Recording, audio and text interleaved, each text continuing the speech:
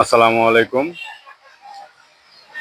আমরা আজকে এসেছি নাটোর জেলা স্টেডিয়ামে, যেটা অবস্থিত নাটোর সদর, নাটোর জেলা, বাংলাদেশ। আপনারা সবাই জানেন, নাটোরের একটি কৃতি সন্তান বাংলাদেশ জাতীয় টিমে খেলে থাকেন। তিনি হচ্ছেন তাইজুল ইসলাম। তিনি নাটোরের এই ছোট্ট জেলা স্টেডিয়াম থেকেই খেলেই আজকে বাংলাদেশ জাতীয় দলে খেলার সৌভাগ্য অর্জন করেছেন। যদিও নাটোর জেলা স্টেডিয়ামটি আপাতত খেলা বন্ধ, কারণ এখানে একটি অস্থায়ী সেনাবাহিনীর ক্যাম্প গড়ে উঠেছে। আপনারা জানেন, বাংলাদেশের 5ই আগস্ট 2024-এর পরে অন্তর্বর্তীকালীন সরকার ক্ষমতা নেওয়ার পরে সেনাবাহিনী মাঠে অবস্থান করছেন, যার কারণে স্টেডিয়ামটি এখন সেনাবাহিনী ক্যাম্পে পরিণত হয়েছে। এটি হচ্ছে জেলা স্টেডিয়ামের বাইরের অংশ, যেটা দেখলে যে কারোরই মন ভরে যায়।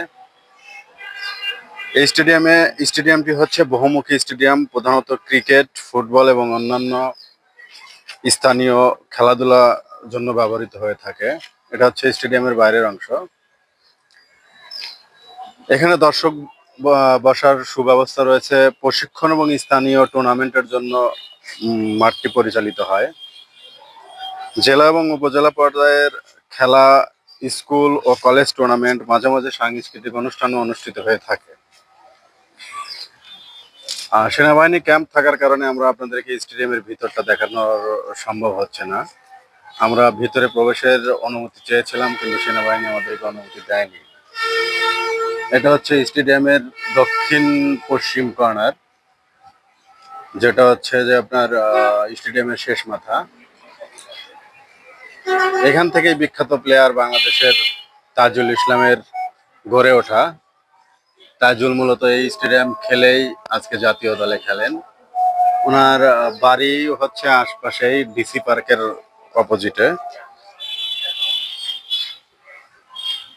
তো এই ছিল আমাদের আজকে নাটোর জেলা স্টেডিয়ামের বাইরের অংশ।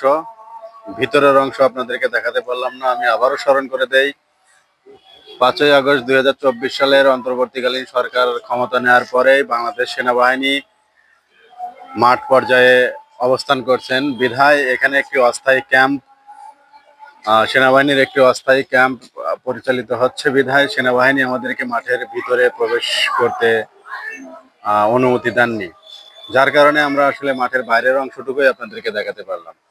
ভিতরের অংশটুকু আশা করি সেনাবাহিনী ক্যাম্প বন্ধ হলে বা সকালবেলা আসলে হয়তো আমরা আপনাদেরকে নেক্সটে দেখাতে পারবো। তো ভালো থাকবেন সবাই।